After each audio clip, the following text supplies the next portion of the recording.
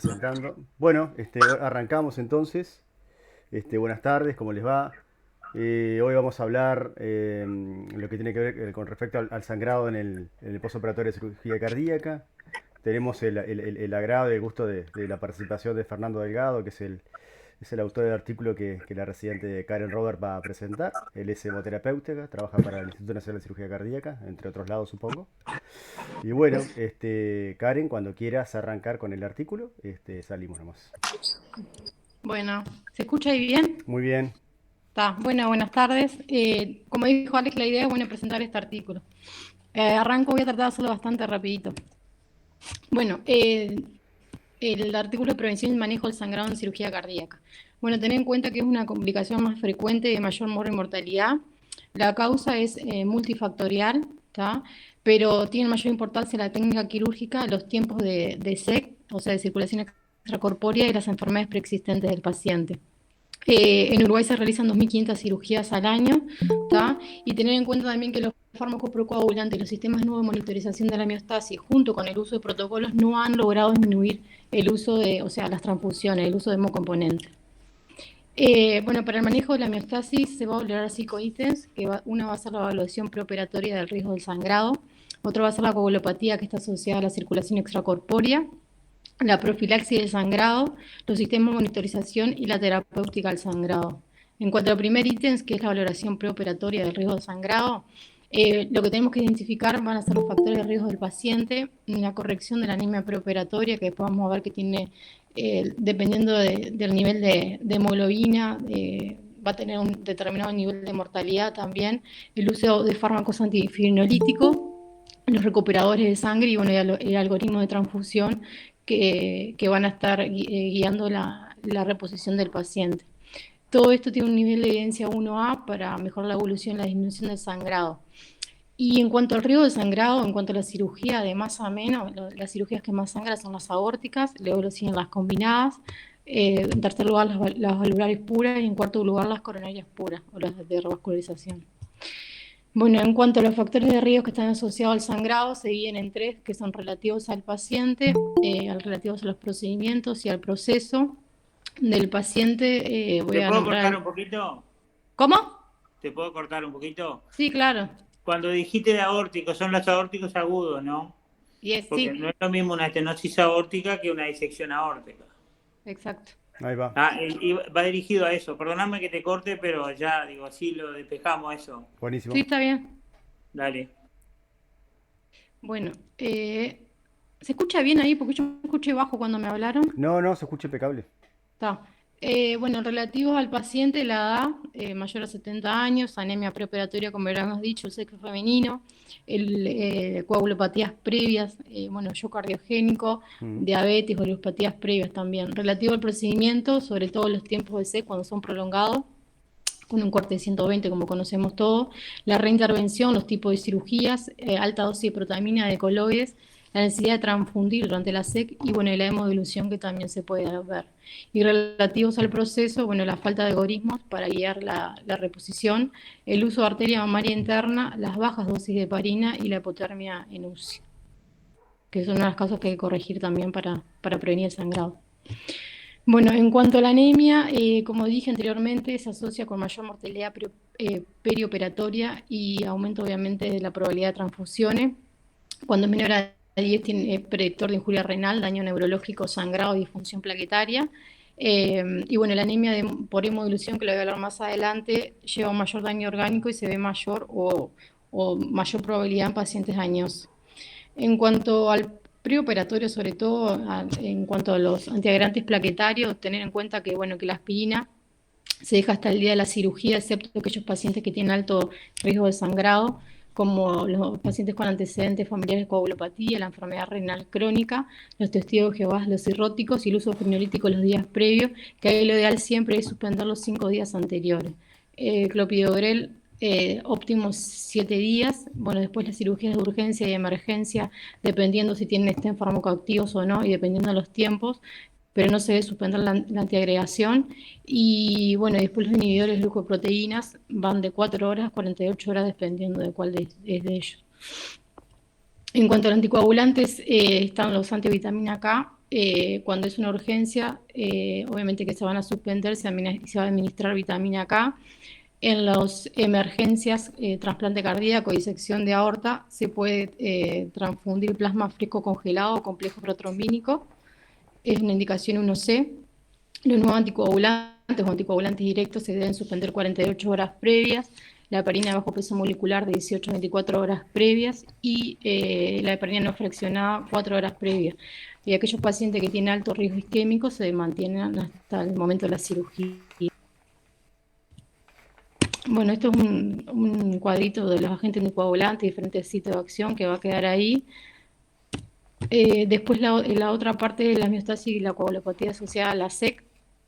Bueno, tener en cuenta nada que la circulación extracorpórea permite perfundir y proteger los órganos y eso permite mantener un aporte de sangre y oxígeno en los tejidos.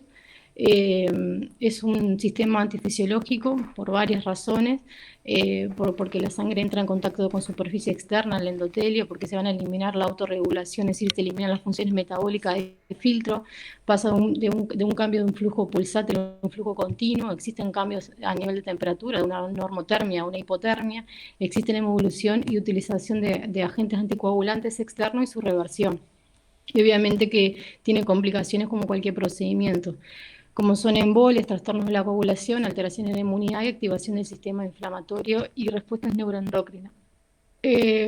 Bueno, en cuanto al circuito de SEC, obviamente que tiene que ser cebado para prevenir las embolias aéreas. Tened en cuenta que el volumen que se utiliza para cebar ese circuito corresponde a un 30% de la volemia del adulto y eso muchas veces lleva a la hemodilución.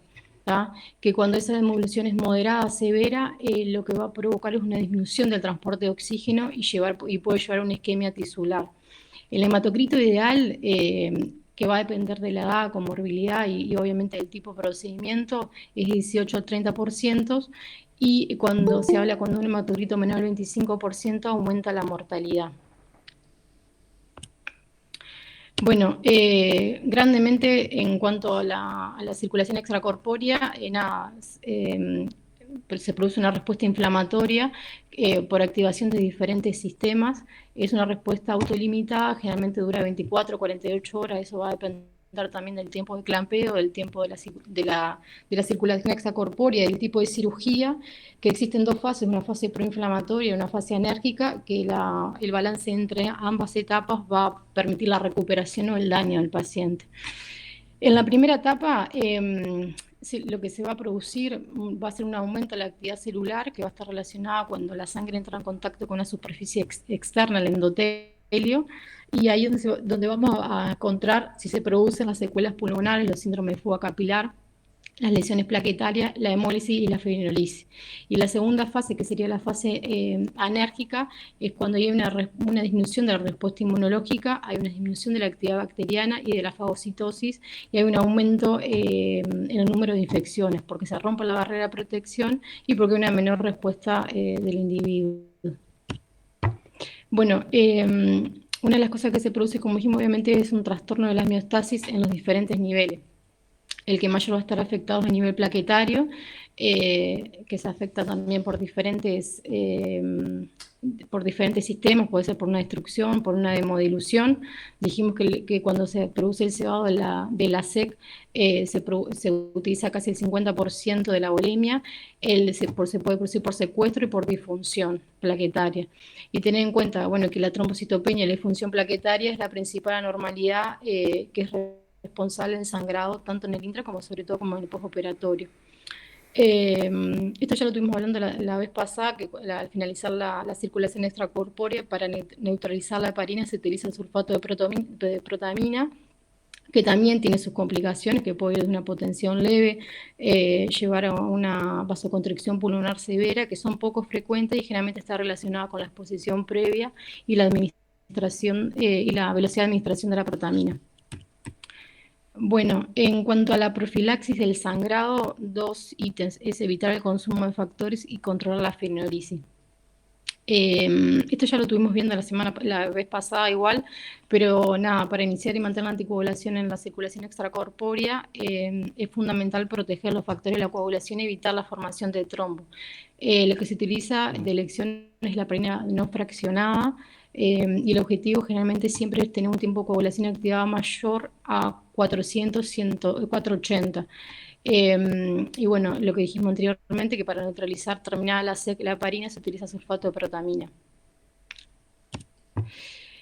Bueno, y para controlar la fibrinolisis, sabiendo que existe una gran hiperfibrinolisis, indicación 1A son los fármacos antifibrinolíticos que se utilizan como profilaxis para disminuir el sangrado, la transfusión y la necesidad de reintervención, que existen dos tipos de fármacos, los inhibidores de plasminógenos, los inhibidores de la serinoproteasa.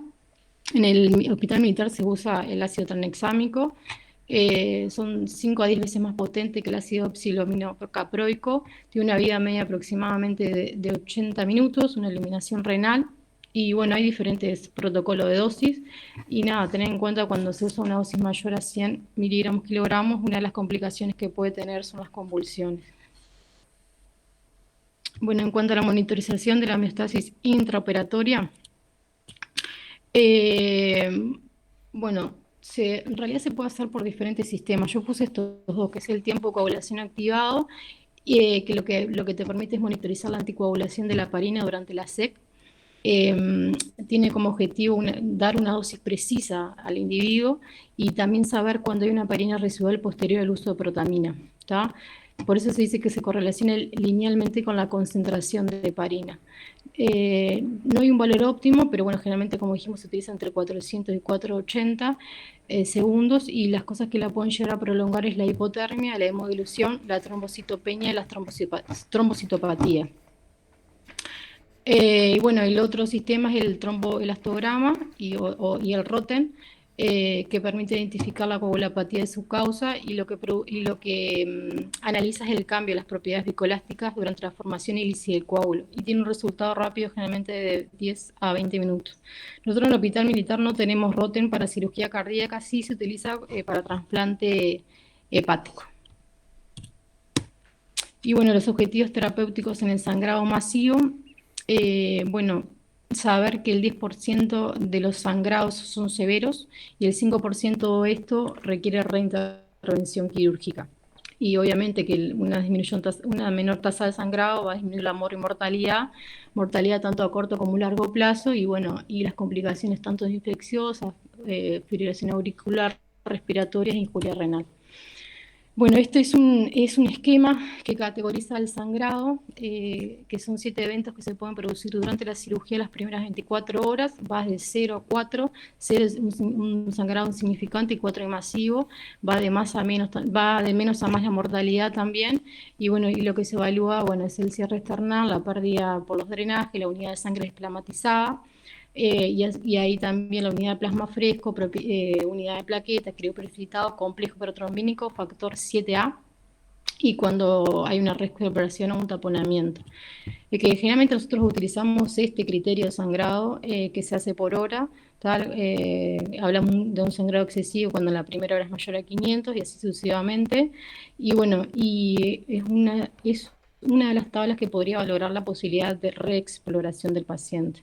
Obviamente que no va a depender solamente de la cuantía del sangrado, ¿no? Exacto. Bueno, ¿quieren decir algo o no? No. Está. Tranquilo. Y bueno, cuando el paciente está sangrando, o sea, cuando hay una hemorragia, primero hay que confirmar o descartar si es una coagulopatía o no, o sea, si hay que reintervenir o hay que transfundir al paciente. Una de las cosas que hay que mantener va a ser la perfusión y oxigenación del paciente. Obviamente, lo que tenemos que hacer es no incrementar la coagulopatía por hemodilución y mantener la oxigenación tisular, que generalmente se logra con un nivel de hemoglobina entre 7 y 9. También se puede usar fármacos en forma empírica, como es la desmopresina, que tiene una indicación C2A como profiláctico en los pacientes con enfermedad renal crónica y enfermedad de Wolff-Wielenberg. Bueno, y para corregir las coagulopatías, cuando estamos hablando de un sangrado, sobre todo médico, existe la sangre desplamatizada, que en realidad hay una indicación 1B para reponer según la clínica, pero no según un nivel de hemoglobina, pero las nuevas guías en realidad recomiendan reponer cuando tiene un nivel de hemoglobina menor a 7,5. Existe también la leucorreducción de la sangre desplamatizada, que esto no sé si se realiza acá en Uruguay o no, pero lo que produce es una disminución de las complicaciones infecciosas porque actúa a nivel de la inmunomodulación y a su vez disminuir las complicaciones infecciosas disminuye el riesgo de mortalidad. Y bueno, también las otras transfusiones que podemos utilizar de sangre es la sangre recuperada del campo operatorio, que tampoco sé si se utiliza en Uruguay o no, y bueno, va a disminuir obviamente el riesgo de anemia, las menores transfusión y va a disminuir el riesgo de complicaciones pulmonares o respiratorias en el postoperatorio. En cuanto al concentrado plaquetario, no hay un valor umbral, se utiliza generalmente cuando es menor a 50.000. Y obviamente está recomendado este valor cuando ya se ha neutralizado la protamina y cuando se produce el cierre external. Y bueno, aquellos pacientes que tienen consumo previo de agregantes plaquetarios, esto me imagino que debe ser por tiempo, supongo, se puede administrar desmopresina. Bueno, el plasma fresco congelado se utiliza cuando hay un aumento del TP o tiempo protrombina, el KPTT, es indicación 2B, y las nuevas guías lo han dejado de usar porque hay más tendencia a utilizar el complejo protrombínico. Obviamente cuando está corroborado por laboratorio, ¿no? Por los déficits de factores de la coagulación. Y bueno, otra de las cosas a corregir también, si hay que corregirlo obviamente, son los crioprecipitados, que está indicado con un déficit de fibrinógeno. Se repone cuando el paciente está sangrando y con un fibrinógeno menor a 1,52 gramos litro. La dosis es 1 unidad por 10 kilos de peso, o 20-25 miligramos kilogramo de peso. Bueno, en cuanto al efecto rebote de la heparina, es un estado de heparinización luego de haber revertido la heparina. La causa es por una distribución rápida y un aclaramiento rápido de la protamina, que dijimos que es lo que se utiliza para revertir el uso de heparina. El tiempo que puede durar esto hasta las 6 horas finalizada la cirugía y se diagnostica por un aumento del TP del KPTT. Otras cosas a tener en cuenta para prevenir o para tener una correcta homeostasis es obviamente evitar la hipotermia. Tiene que conseguir una temperatura central mayor a 33 grados Celsius. Lo realizamos calentando los fluidos, usando los colchones y las mantas térmicas, corregir la acidosis, corregir la hipocalcemia, manejo de la anemia, obviamente evitando la hemoglobinación, como dijimos. Y bueno, y tener en cuenta que los trastornos de la homeostasis, que son diagnosticados por laboratorio sin un sangrado, no deben ser tratados, porque en realidad no hay beneficios en cuanto a esto, sino que hay mayor riesgo. Y bueno, esta es una tablita que en realidad resume las intervenciones que nosotros debemos hacer, tanto en el intra como en el postoperatorio, para prevenir el sangrado excesivo, que más o menos fue lo que estuvimos hablando recién. Bueno, esa más o menos sería la presentación. Bueno, felicitaciones Karen por la presentación, el resumen y lo ágil. Pila, un montón de cosas para hablar en esto. Es un resumen muy grande, un compendio de muchas cosas de lo que tiene que ver con el pre, el intra y el postoperatorio de cirugía cardíaca. No sé, Fernando, si tú quieres aportar algo ya. ¿Ustedes son residentes de CTI? Sí, yo soy médico y ellos son residentes, sí. Sí. Bueno, sí, hiciste un resumen muy acertado de muchísima cosa, ¿no? Pero que a veces uno se pierde, ¿no? A ti, la que presentaste, Karen, sos tú, ¿no? Sí, soy yo, sí, Karen. Sí, hay sangre leucorreducida, se leucorreduce la sangre. Nosotros en cirugía cardíaca no la hacemos, pero sí, o sea, la mayoría de los pacientes inmunomatológicos, o sea, se reduce la sangre. Hay posibilidad de recuperar la sangre en el intraoperatorio.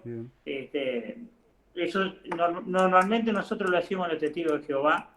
Y la verdad, se recupera la sangre cuando hay poca destreza en los procedimientos.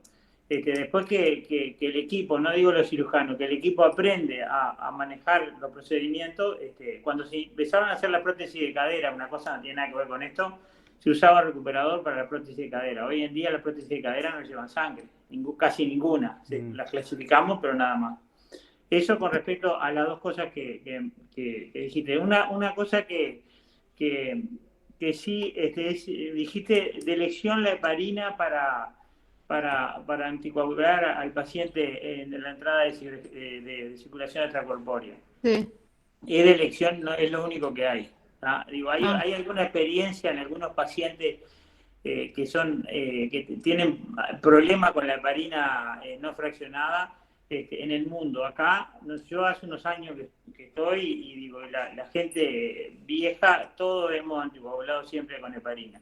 Una cosa que sí, un detalle que no es para ustedes, que no dijiste, la heparina actúa con la antitrombina 3 que está en el plasma común.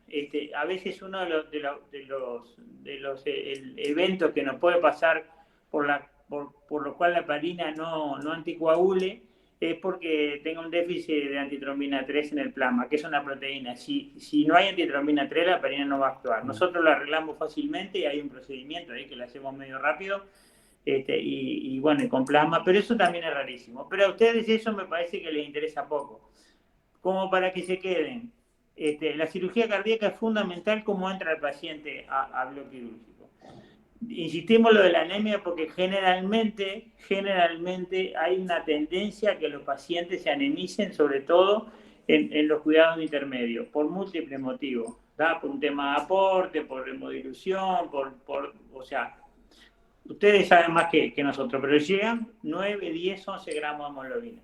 Es difícil si llega o sea, si el paciente se duerme con 10 gramos de hemoglobina, entrado en circulación extracorpórea, tú dijiste un 30% de hemodilución en los pacientes cuando entran en circulación extracorpórea, sí. eso es verdad, pero tenemos métodos de reducción de ese volumen de cebado por algunas estrategias en el cebado que hace que lo que en lo que se le diluye es 700, 800 centímetros de soluciones hidroelectrolíticas. Pero lo que se tiene que quedar que la circulación extracorpórea lo que produce un síndrome de respuesta inflamatoria aguda. Que eso, o sea, por lo general es aguda y no pasa nada, pero en algunos pacientes queda. Y ese puede ser una de las causas de que los pacientes sangren. Todavía hoy, después de mucha agua que pasó bajo el puente, hay dos tipos de pacientes, el que sangra y el que no sangra. Antes de la cirugía, en la cirugía y después. Antes de la cirugía puede tener todos los exámenes normales, pero si el paciente sangra, ojo. Sangra, tiene antecedentes de sangrado, ¿verdad? Las mujeres, no, en los partos me tuvieron que transfundir porque no sé, y tuve 2 partos, y los 2 partos se me complicó, y puede tener un diagnóstico o no puede tener un diagnóstico, pero ese paciente, acá sí en cirugía cardíaca la coagulación la hacemos jugar al máximo. La otra cosa importante es que el paciente es un continuum. Está bien el tema del protocolo, pero viene de antes de entrar al block, después en block pasan cosas, y en el postoperatorio, cuando ustedes lo van a recibir, es importante que sepan determinadas cosas. O sea, los colegas de ustedes que cuando reciben el paciente nos dicen algo. Si vos estás acá, quiere decir que el paciente, o sea, por lo menos intuyen que algo le tuve que hacer o algo más de lo habitual hay que hacer. A veces sí, a veces no, porque vamos a ver al paciente del CTI, pero sí es verdad, o sea, no todos los pacientes vienen igual. Hay pacientes que se esperan que sangren un poquito más. Bien. Y eso, bueno, ahí lo que tú lo dijiste en los protocolos para la reintervención, es importante el contacto con el cirujano, ¿verdad? Que es el que estuvo, el que sabe lo que pasó, te puede decir, mira, no hay nada quirúrgico, bueno, ¿y qué pasa si la coagulación está normal? A veces, los estudios que se hacen, y tenemos dos, ¿no? Los básicos de la coagulación y el tromboelastograma. Los básicos de la coagulación a veces vienen normales. Y el tromboelastograma a veces también viene normal, ¿no? Si ustedes leen el tromboelastograma es bárbaro. Para los niños, para la cirugía cardíaca de pediátrica, para mí tiene mucho más utilidad que para nosotros en el Uruguay. ¿Por qué? Porque nosotros tenemos buena disposición de hemocomponentes. Una cosa importante que tú te lo dijiste, el plasma fresco o el complejo protrombínico. Dos temas, hemocomponentes y hemoderivados. Hemocomponentes, lo que se sale, o sea, lo que se extrae de la sangre sin procesar las plaquetas, el plasma fresco, el crioprecipitado. Esos son componentes. Los hemoderivados son lo que a partir de la sangre se procesa en el laboratorio y la industria y los concentra y son otras cosas. Si se acuerdan de la coagulación, o sea, la mayoría del esquema es una balanza, ¿verdad? Bueno, si yo le doy plasma, yo en realidad estoy poniendo pesas en los dos platos.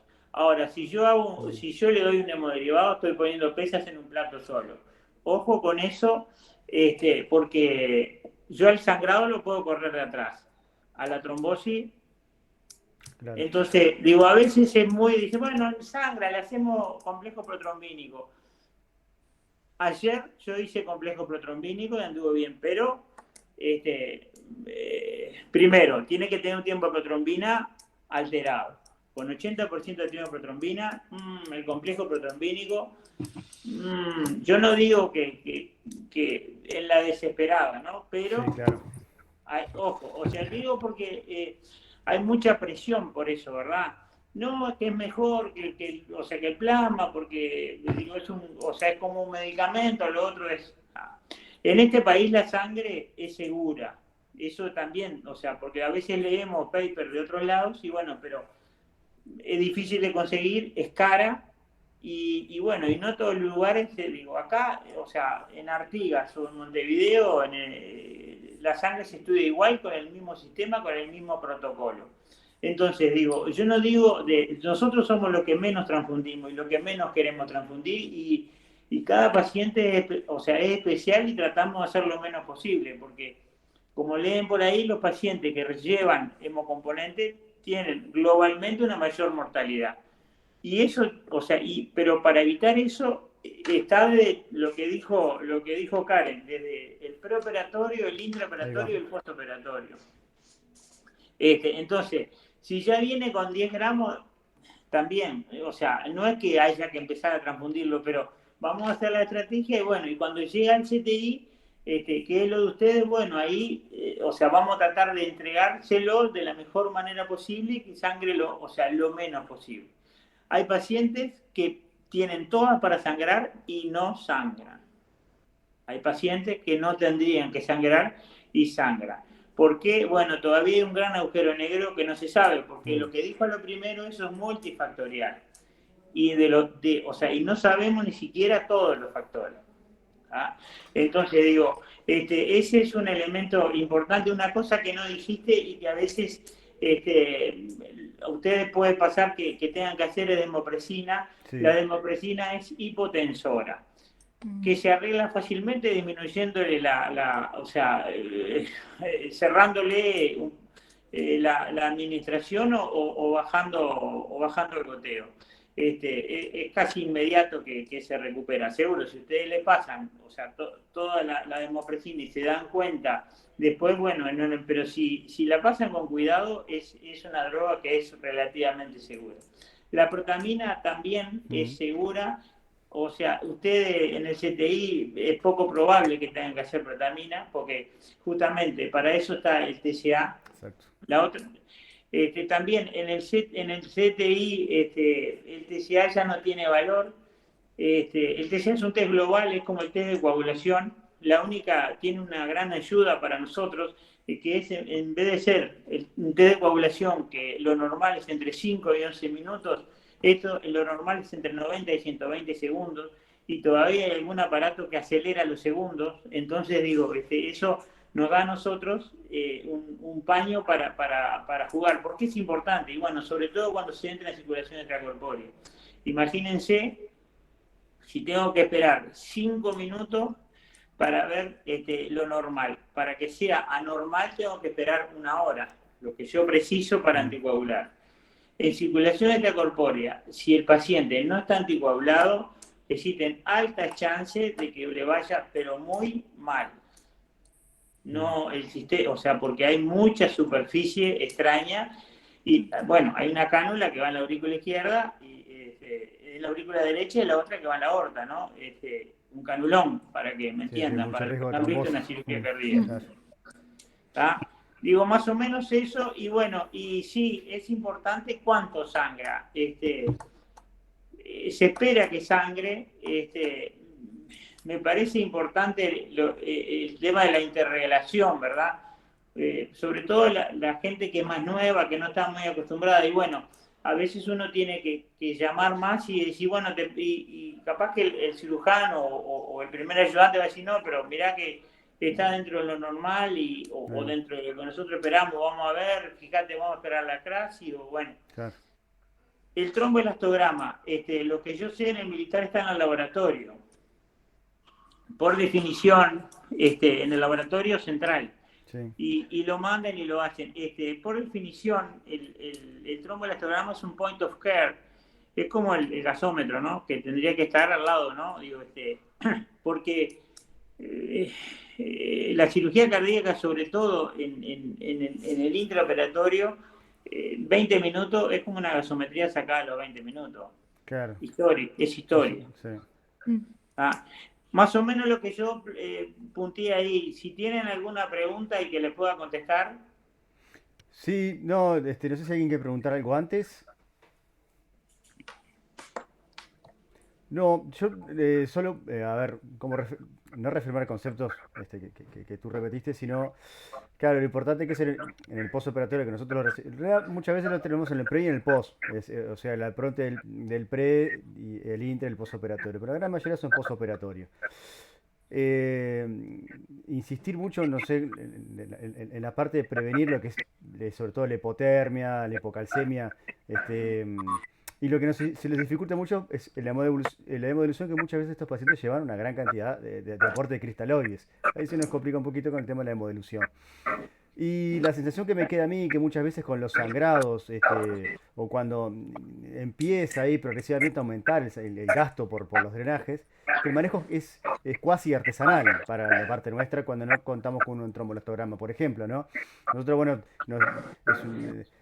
simultáneamente vamos notando que el gasto por los drenajes empieza a aumentar y nos viene la paraclínica. Bueno, tenemos un TP bajo, tenemos un KPTT prolongado, sospechamos que hay una disfunción plaquetaria porque el clopidogrel fue suspendido en tiempo y forma. Y ahí empezamos de cierta manera, a jugar con el tema de la desmopresina, el fibrinógeno, el plasma.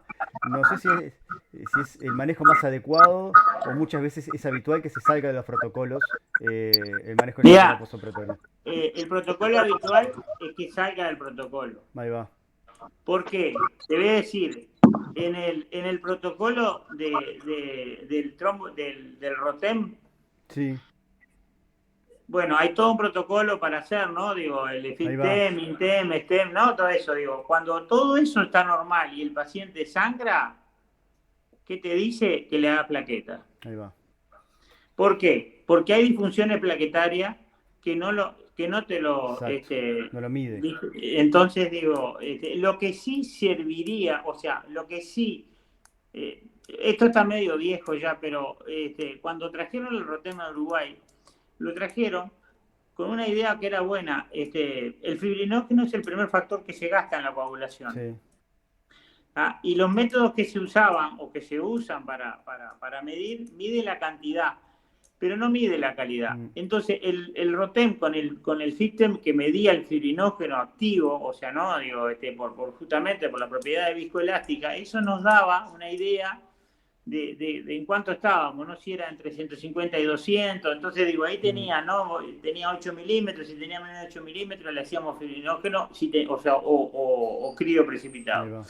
Pero tampoco nos dio demasiado resultado. Nosotros llegamos a hacer fibrinógeno comercial en una o dos oportunidades que conseguimos ahí, tampoco nos dio demasiado resultado. Lo que yo te diría es que eso es artesanal. Ahí va. ¿Viste? Y a lo primero te expliqué, me parece a mí, o por lo menos mi idea de por qué es diferente. Porque nosotros tenemos acceso, vos pedís plaqueta y hay plaqueta, ¿viste? Claro. Ese es el tema, ¿no? Digo, entonces, en otro lado es otra cosa, el tema. Y los plasmas, eso es verdad lo que se dice. El plasma, en realidad, si no está indicado, estaría como contraindicado. Y no, pero a veces... te calma un poquito los ánimos, ¿viste? Eso, la ansiedad, sobre todo un paciente que... ¿Me entendés? Sí, ¿Y claro. digo, el cirujano, qué le estás haciendo? Y le estoy haciendo unos plasmas. Mm, Y es para calmar la ansiedad del sí, cirujano y de lo... Porque no sí, lo voy a entrar porque no tiene nada, pues ya vi. Entonces digo, pero eso es la cocina, ¿verdad? sí, No exacto. quisiera entrar mucho en la cocina, pero digo, de todas maneras, por eso te digo, o sea, estamos hablando de pacientes de cirugía cardíaca, ¿no? Mm, No es lo mismo, digo, decir tirarle unos plasmas, no. Pero esto digo, en cirugía cardíaca, en un paciente que sangra, mm, que no sabemos bien por qué sangra. exacto. O sea, porque la mayoría de las veces la clase te viene normal. Ahí Y el va. tomo elastograma que lo hicimos 1000 veces Plaquetas nosotros, normal, venía. claro. Exactamente. ¿Saben cuál puede ser una causa de sangrado Mm, para lo nuevo? La esterilización. Hay cosas que en cirugía cardíaca se mira, reesterilizan. El aireado del óxido de etileno, no importa qué es, pero digo, a veces hay que mira, buscarlo en cosas que están afuera del bloque quirúrgico. claro. Y bueno, pero ahí sí, ya es una parte epidemiológica, como si cuando dice, bueno, empiezan los sangrados, entonces si empiezan a sangrar más pacientes, bueno, ahí se buscan si es la heparina, si se cambió la heparina, si se cambió esto, si se cambió lo otro. Por todos Digo, lados, seguro, buscar. Mm, exactamente, porque todavía en el mundo ese porcentaje no se ha podido bajar. Y también hay hay periodos donde los pacientes sangran más y sangran menos. Está relacionado con claro, cosas que a veces sabemos y a veces otras que no no. Mm, sabemos. bien, ¿Tá? bien, La superficie corporal es importante. bien. La mujer chica es una de las mujeres, o sea, es uno de los pacientes que son más complejos. Pero sí me parece, es un paciente que hay que estarle arriba las primeras 24 horas, ¿no? Eso me parece que es el primer concepto para ustedes, Bien, saber cómo, o sea, cómo entró, cómo viene, y si el paciente no sangra, no sangra. exacto. ¿Viste? Eso de, no, pero le vamos a hacer porque tiene 60.000 Pero plaquetas. si nos... Y, bueno, hablamos eso antes de la y, charla, sí. y Mm, si no sangra, y bueno, vamos a mm, tenerlo y vamos a ver, ¿viste? exacto. Vamos a ver. Esa es la otra, ¿no? Bien. Una cosa que no se dijo que ustedes lo pueden ver es el HIT, ¿no? Ah, sí, sí, ¿Ah? sí. Hemos visto algún HIT y son medios complicados, ¿no? Pero bueno, no es lo más común. Y Capaz está, que y ahí, cuando estuvo expuesto antes a heparina, de repente. sí, los pacientes renales, por Ahí ejemplo. va, ¿Ah? Ahí sí hay que sacarle hasta la PAM, ¿no? claro. Mirá, Porque ese poco de heparina que tiene o sea, el o que circuito. la Mm, mayoría, viste, digo, eso, sí, ya se estimula la formación de complejos ahí sí. con plaquetas. Digo, ese trabajo, es un compendio, pero hay muchas cosas ahí, digo, tal vez no, o sea, está bien la extracción, digo, no, pero me parecería, sobre todo para ti, digo, buscarle la vuelta, digo, darle, por ejemplo, la circulación intracorpórea para ellos no tiene demasiada más trascendencia que el CIRS, ¿viste? Claro, claro. Todo lo demás, no me parece, digo lo que me parecería a mí porque digo, Sí, sí. uno trata de aprender lo que más le va a servir, Más ¿verdad? útil, seguro. Sí, sí, sí, Lo sí. más útil. Eso es lo importante, ¿no? Digo, ese es un tema. Por ejemplo, en el preoperatorio, los pacientes que tienen anemia, bueno, Mm, yo no digo si tiene un paciente con síndrome coronario agudo en el preoperatorio, por ejemplo, que es lo que puede ahí va. tener. Está. No, o sea, tiene 9 gramos, lo vamos a llevar a 10, lo vamos a transfundir. Yo no digo eso. Lo que yo digo es tratar de evitar que baje la hemoglobina. Ahí va. Vi que te había descrito un esquema ahí en el artículo de uso de hierro, por ejemplo. Uso de hierro en los pacientes que se puede usar. Ahí va. Y sobre todo eso es en los pacientes que no están ¿viste? Los que no están, si le tienen un síndrome coronario agudo y le tienen que operar, ya estamos más o menos, ¿viste? No Claro. estamos bien, ¿no? Corriendo lo de atrás. Mm, Ya estamos jugando ahí, ¿no? Digo, ¿viste? O sea, digo, el claro. foco está en salvar miocardio, ¿no? Digo, Exacto. Claro. entonces digo, esa es la otra, y si tengo que transfundirlo, y bueno, lo transfundiremos, yo qué sé, ¿viste? ¿Me Claro. entendés? Sí, aumentar la disponibilidad de oxígeno de forma más rápida que... Seguro, ¿viste? Lo Mm, transfundiremos y digo, y bueno, es un paciente que entró con anemia y cuando venga la necesita, cuando le pase el paciente, dice, mirá, digo, tuvimos que manejarle la voleme, hipovolémico, y le hicimos ahí, no nos dio tiempo de secarlo un poco. Claro. A veces pasa eso, ¿verdad? Pero te quiero decir, pero estás en otra situación, en una situación diferente, ¿verdad? Bien. Buenísimo. Bueno, colegas, ¿alguno más quiere hacer alguna otra pregunta? Marce, que te vi por ahí, estaba con el micrófono abierto hace un ratito, capaz querés preguntar algo. No, un poco, me pareció muy clara la charla. Nosotros nos enfrentamos siempre a este tipo, digo, yo creo que el sangrado junto con el parto perioperatorio y el taponamiento son las tres complicaciones que a veces son las más temidas en el posoperatorio. Y en este siempre nos enfrentamos con el dilema si el sangrado es un sangrado médico o quirúrgico. Claro. Y ahí empezamos a jugar con el paciente, que lo más complicado es cuando no nos queda muy claro si es médico o quirúrgico, porque tiene una crisis normal, entonces no sabemos claramente cuál es el factor a corregir, y ahí entramos a jugar también con un poco de, bueno, le hago de resina, le hago plaqueta, le hago tranexámico, ¿no? Y al final muchas veces terminamos llamando al cirujano para ver si es necesario una revisión. Sí, perdóname que no sé si el sangrado es abundante, aunque sea médico, hay que hacer la toaleta. De acuerdo. Porque eso a veces es terapéutico. Y a veces los cirujanos dicen, no había nada. Y algún clip fue por ahí, ¿viste? ¿Me entendés? Algún puntito fue por ahí, digo, no importa eso, porque digo, acá la culpa no la quiere nadie, no es un tema, ¿viste? Digo, claro.